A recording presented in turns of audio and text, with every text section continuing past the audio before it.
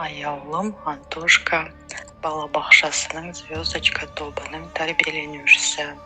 Бүгін анасы екеуі ас үйде қазақтың ұлттық тағамы бауырсақ пен шелпекке арналған қамыр жасайды.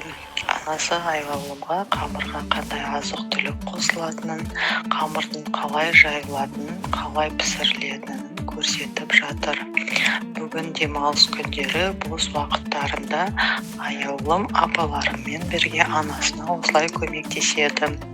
Анасы дайын болған қамырды бауырсақ пен шелпекке арнап жайып жатыр. Аяулым